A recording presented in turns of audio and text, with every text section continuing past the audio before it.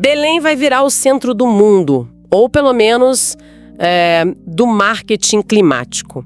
Mas será que a COP30 vai salvar o planeta? Ou só o prestígio de quem manda nele? Bem-vindos a esta edição. Hoje o nosso foco é mergulhar um pouco mais fundo nessas contradições da COP30, sabe?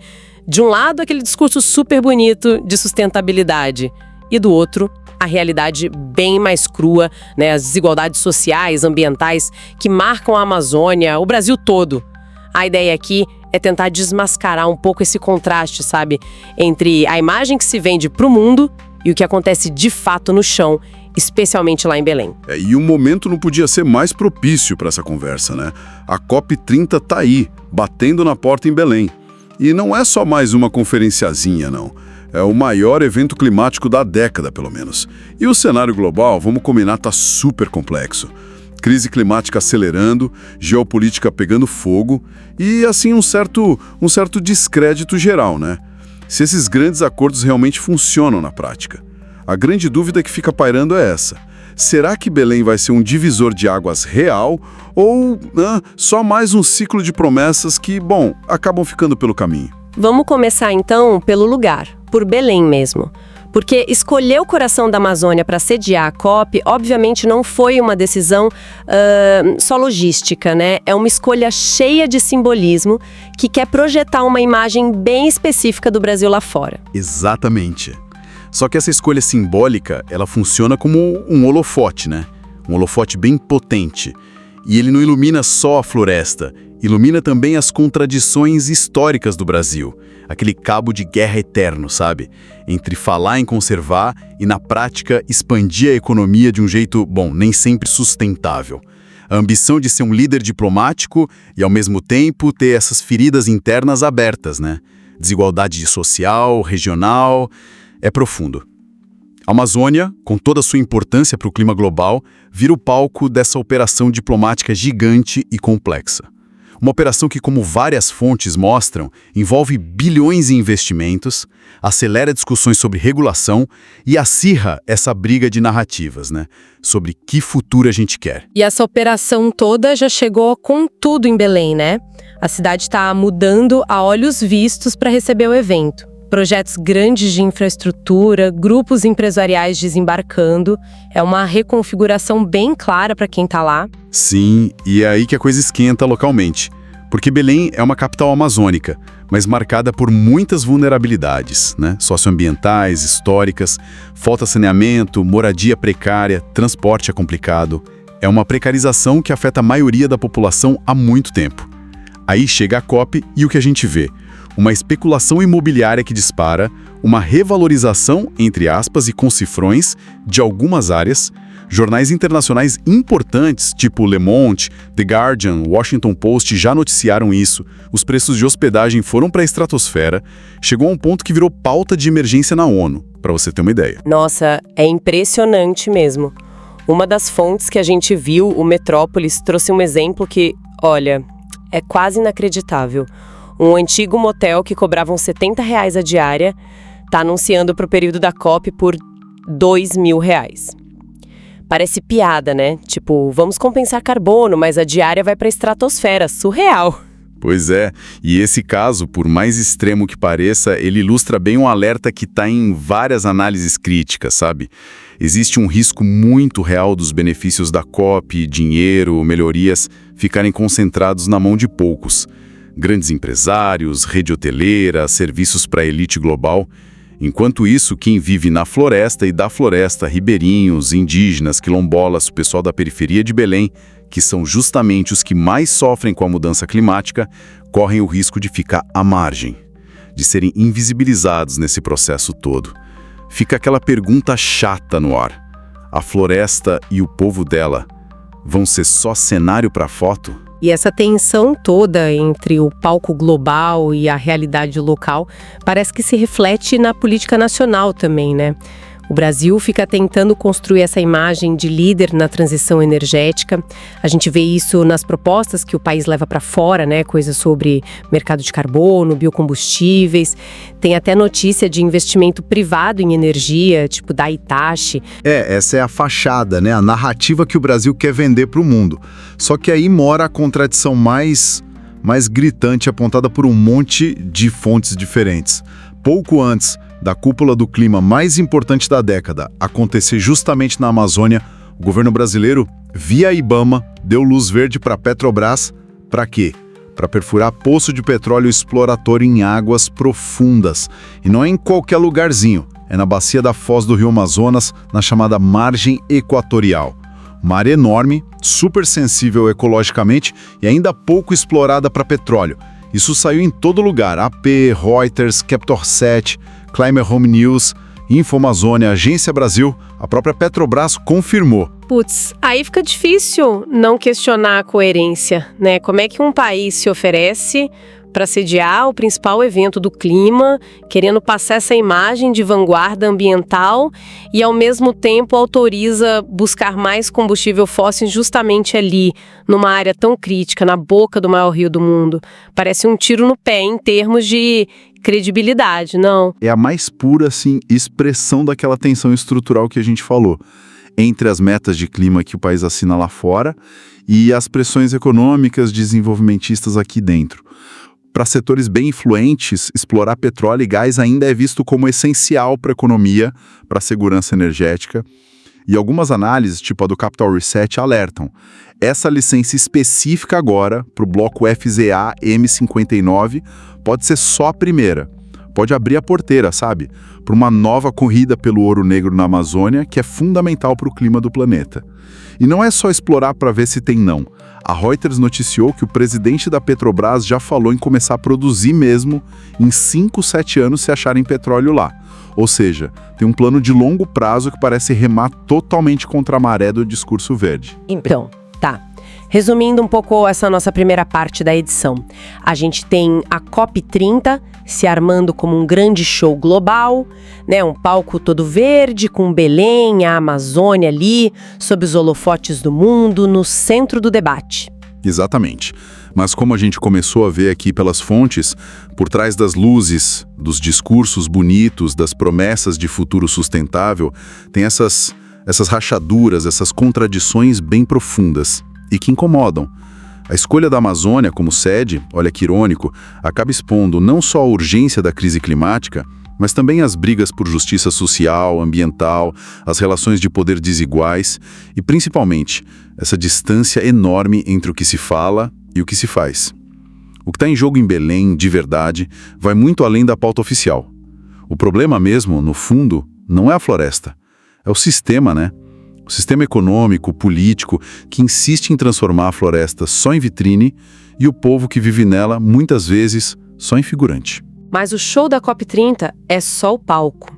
Por trás das luzes tem um roteiro muito mais antigo e talvez bem mais perigoso. A gente vai para um rápido intervalo e já volta.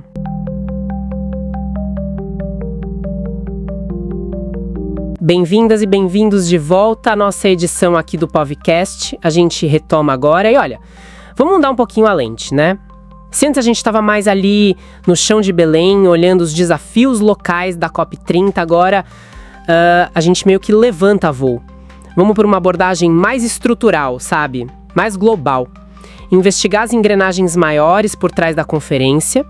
O nosso foco aqui nesta parte da edição é o tal do capitalismo verde.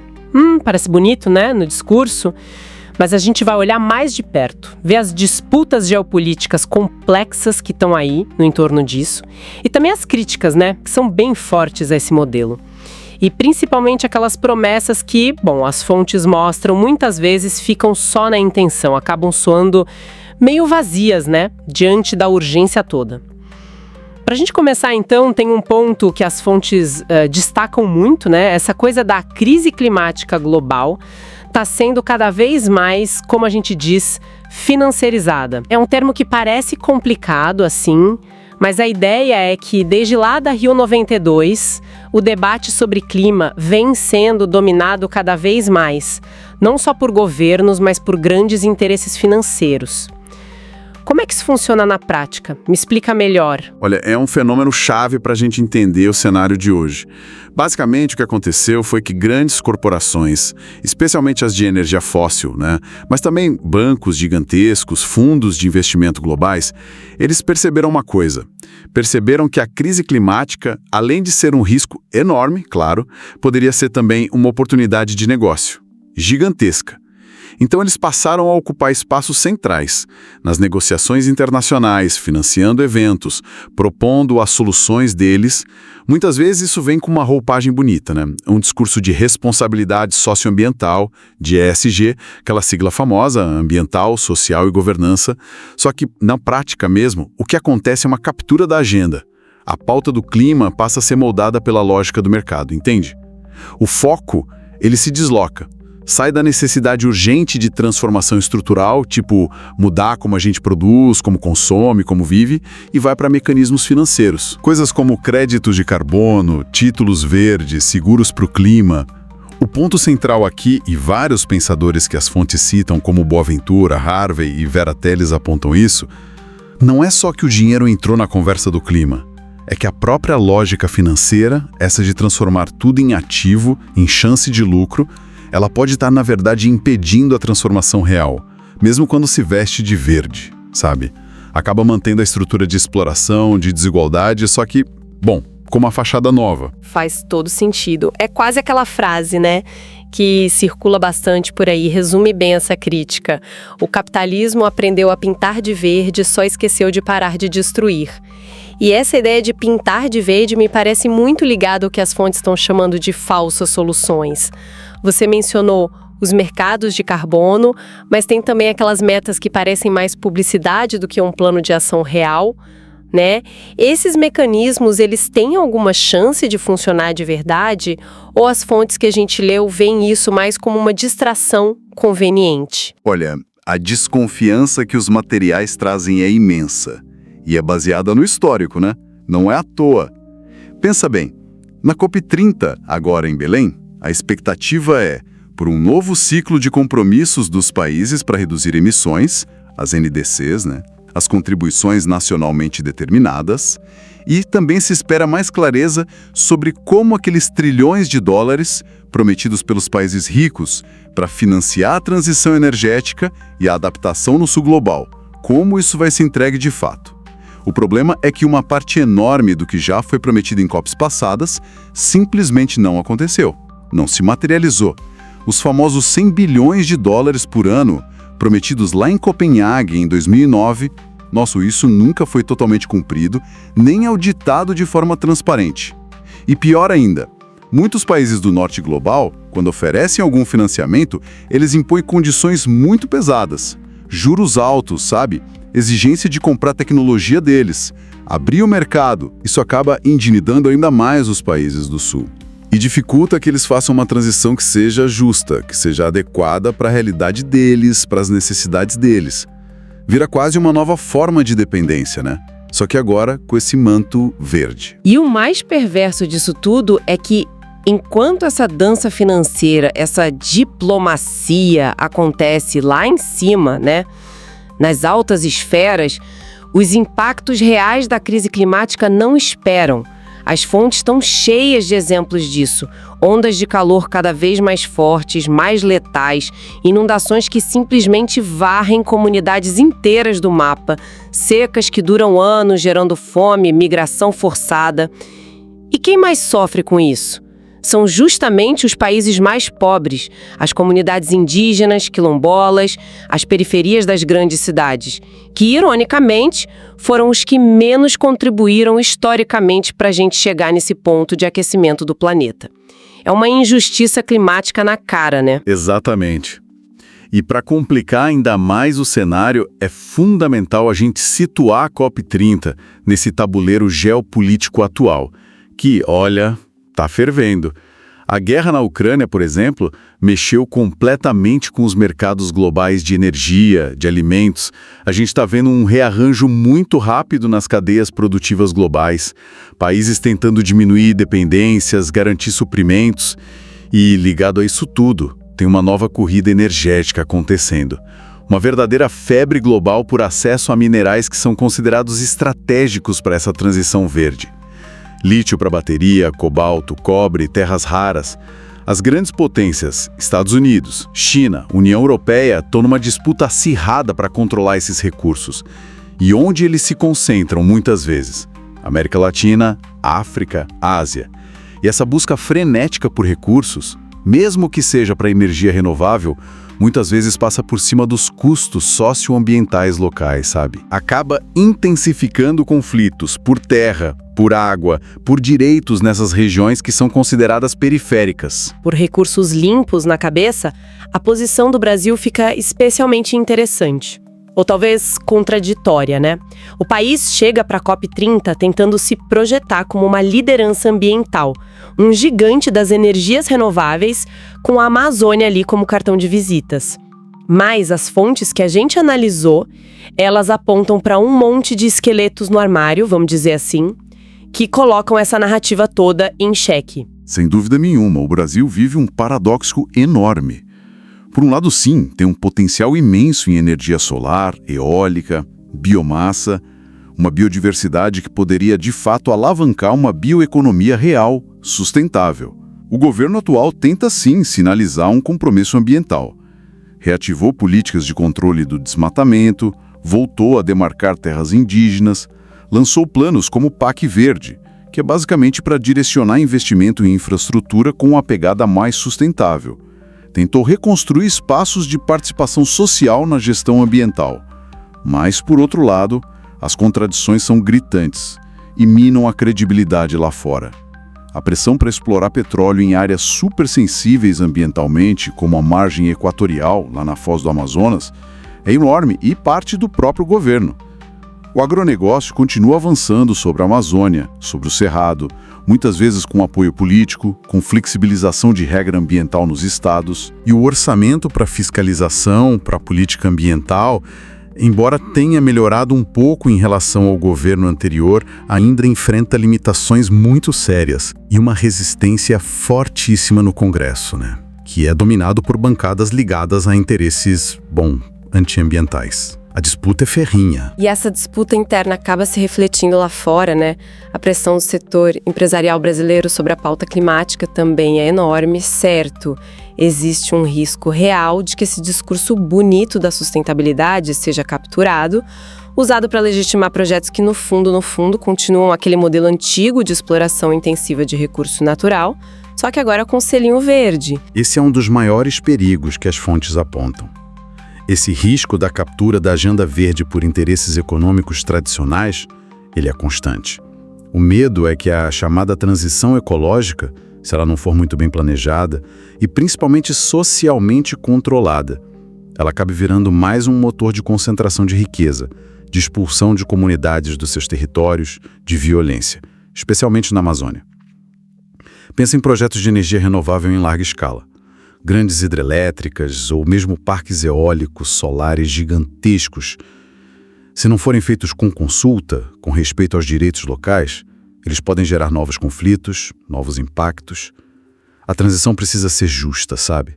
Senão ocorre o risco de repetir os erros do passado. E é interessante notar como as fontes mostram que essa desconfiança toda, essa sensação de greenwashing, de promessa não cumprida por parte das elites econômicas políticas, isso acaba abrindo um espaço para discursos que negam a própria crise climática, não é? A extrema-direita global parece que se alimenta justamente dessa frustração, desse ceticismo com as soluções oficiais. Precisamente. O descrédito em parte da política climática tradicional, que é vista como ineficaz ou lenta demais, ou capturada por esses grandes interesses. Isso cria um vácuo. E esse vácuo é muito bem explorado por setores negacionistas e por aqueles que defendem a manutenção dos modelos econômicos predatórios, né? Como o agronegócio sem nenhuma regulação ambiental ou a exploração de combustíveis fósseis sem limites. Eles se aproveitam da complexidade do tema, da lentidão das respostas para desacreditar a ciência, para desacreditar as políticas ambientais como um todo. É como diz aquela outra frase, que também captura bem essa dinâmica, né? Que a gente viu nas fontes. Enquanto uns fingem plantar árvores, outros cortam direitos e o desmatamento começa nas políticas que fragilizam a proteção. A disputa não é só sobre graus Celsius na atmosfera. É sobre modelos de sociedade, é sobre direitos, é sobre poder. É bem mais profundo. Então, diante desse cenário todo, que é complexo, né? Com financiarização, promessas quebradas, disputas geopolíticas, risco de captura corporativa, emerge com muita força nos materiais que a gente analisou o conceito de justiça climática. O que exatamente significa isso, justiça climática, na prática? Pelas fontes, como ela se diferencia dessa abordagem mais, tecnocrática ou de mercado que a gente estava discutindo. Justiça climática é um conceito fundamental porque ele desloca o eixo da discussão, sabe? Ele argumenta o seguinte: não basta a gente falar em reduzir emissão de gás de efeito estufa ou em tecnologia limpa se a gente não enfrentar as causas profundas da crise. E essas causas estão totalmente interligadas com as desigualdades sociais, econômicas, raciais, de gênero e com o histórico de colonialismo, de exploração. Na prática, justiça climática significa, primeiro, reconhecer as responsabilidades históricas diferentes. Quem poluiu mais tem que pagar a maior parte da conta da solução. É simples. Segundo, significa garantir os direitos e a soberania dos povos indígenas, das comunidades tradicionais, dos agricultores familiares, das populações periféricas, que estão ali, na linha de frente dos impactos, mas que também são quem detém conhecimentos e práticas essenciais para a conservação, para a adaptação. Isso implica consulta prévia, livre e informada, controle sobre seus territórios, seus recursos. Terceiro, significa promover e financiar tecnologias sociais, práticas de agroecologia, modos de vida que sejam realmente sustentáveis e adaptadas às realidades locais, em vez de ficar impondo solução de cima para baixo. E, um ponto crucial, garantir que os custos e os benefícios dessa transição ecológica sejam distribuídos de forma justa. A transição não pode significar mais sacrifício, mais exclusão para quem já é historicamente vulnerabilizado. Tem que ser o contrário. E essa tensão fica muito clara quando a gente ouve as denúncias, por exemplo, de organizações indígenas importantes, como a COIAB, a Coordenação das Organizações Indígenas da Amazônia Brasileira, que aparece nas fontes, e de outros coletivos lá da Amazônia também. Eles alertam para esse risco real, de uma transição energética global que, em nome da descarbonização, pode acabar se apropriando dos territórios deles, seja para projeto de carbono florestal, para mineração de lítio ou para grandes projetos de energia renovável, sem consulta adequada, sem participação de verdade nas decisões e sem que os benefícios cheguem de fato para quem vive ali, para as comunidades locais. A COP30 em Belém vai ser inevitavelmente um palco central para essa disputa, De um lado, a gente vai ver governos, grandes corporações, apresentando suas soluções tecnológicas, seus planos de investimento bilionários, e do outro vão estar lá os movimentos sociais, os povos indígenas, comunidades quilombolas, ribeirinhos, exigindo mudança sistêmica, questionando o modelo de desenvolvimento, demandando redistribuição de poder e o reconhecimento dessa pluralidade de saberes, de visões de mundo sobre como viver bem na floresta e no planeta. Vai ser um embate. Mas olha, é fundamental a gente não cair num pessimismo que paralisa, sabe? As fontes também mostram isso. Existem muitos caminhos alternativos sendo construídos. Na prática, na base, nos territórios. São muitas iniciativas locais, de reflorestamento comunitário, de sistemas agroflorestais onde se produz alimento conservando a floresta junto. Projetos de agroecologia que recuperam solo, biodiversidade. Experiências de bioeconomia baseada nos produtos da floresta em pé, como açaí, castanha, óleos. E formas de autogestão territorial que são protagonizadas por essas próprias populações. Pensa, por exemplo, em comunidades que estão implementando sistemas agroflorestais super complexos. Cultivam uma diversidade enorme de alimentos, frutas, plantas medicinais junto com árvore nativa, recuperando área que antes era pasto degradado e, ao mesmo tempo, gerando renda, segurança alimentar de forma sustentável. Isso existe, está acontecendo. Essas são demonstrações concretas de que é possível, sim, combinar conservação ambiental com justiça social, com bem-estar, com fortalecimento cultural. O grande problema é que essas experiências, apesar do potencial transformador imenso que elas têm e da eficácia comprovada em muitos casos, elas continuam subfinanciadas, invisibilizadas, marginalizadas nas grandes negociações internacionais, nas políticas públicas nacionais. Ainda prevalece muito o que alguns autores chamam de colonialidade da política climática, sabe? Essa visão que ainda enxerga o sul global, e a Amazônia em particular, só como um estoque de recurso natural para ser explorado, ou como um fornecedor de soluções baseadas na natureza para compensar a emissão dos países ricos, sem questionar as estruturas de poder que geraram a crise em primeiro lugar. É preciso romper com isso. Chegando aqui no finalzinho da nossa edição, fica muito claro que a COP30 em Belém, ela transcende muito a ideia de ser só mais uma conferência diplomática sobre o clima, né? Pelas fontes que a gente analisou, ela se configura como um verdadeiro teste, em várias dimensões. É um teste para a capacidade do multilateralismo, desse sistema de negociação entre países, de entregar resultado concreto num mundo que está cada vez mais rachado, né? Por conflito, por desconfiança. É um teste para a coerência do próprio Brasil, que se apresenta aí como liderança climática global, mas precisa lidar com essas contradições internas profundas que a gente falou. E, talvez o mais crucial de tudo, é um teste para a viabilidade da gente construir um novo pacto ecológico global. Um pacto que consiga de verdade costurar a justiça social com a sobrevivência do planeta, para todas as formas de vida. É um teste pesado. Exatamente. Tem uma frase que circula muito entre quem vive, quem trabalha, quem defende a região amazônica e que as fontes ecoam bem, que resume esse sentimento todo. A Amazônia não é cenário, é resistência. E a COP30 vai mostrar se o Brasil quer ser protagonista da mudança ou cúmplice do colapso. O que está realmente em jogo ali em Belém, para além das metas, dos documentos assinados, não é só a redução de emissão de gás de efeito estufa nas planilhas dos negociadores, sabe? É o futuro de um modelo inteiro de sociedade, da nossa relação com a natureza e das relações entre os diferentes povos que habitam este planeta. É disso que se trata. E esse futuro, né?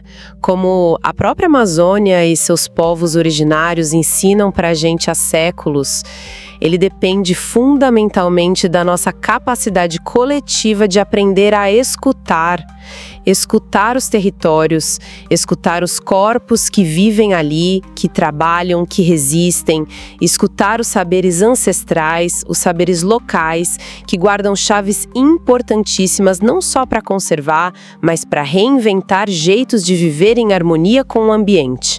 As fontes deixam um recado bem claro: a hora de agir é agora. E não vai ter transição ecológica justa nem efetiva sem a gente enfrentar de forma radical mesmo, corajosa, coletiva, as raízes profundas da desigualdade socioambiental, ecológica que trouxe a gente até aqui. E para fechar, talvez, com aquela dose de ironia que às vezes é necessária, né, para furar um pouco o discurso oficial, as autocelebrações, fica uma reflexão que as fontes provocam.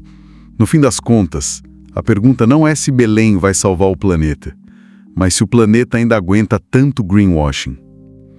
Uma questão incômoda, né? Sobre essa distância entre o discurso verde e a prática real. Para a gente continuar pensando nisso. É um ponto crucial para a gente pensar, sem dúvida nenhuma. E para quem quer continuar acompanhando, continuar entendendo o que está por trás dos discursos, das negociações, das disputas de poder que envolvem clima, meio ambiente, justiça social, o POVcast está aqui para isso, para aprofundar essas questões. A gente fica por aqui nessa edição. Muito obrigada pela companhia e pela escuta atenta de todas e todos. Lembre-se que o POVcast vai ao ar de segunda a domingo, sempre buscando trazer informações importantes e relevantes. Os links para as fontes que serviram de base para esta edição e também o acesso a outros artigos relacionados estão todos disponíveis na descrição, tá bom? Um abraço e até a próxima!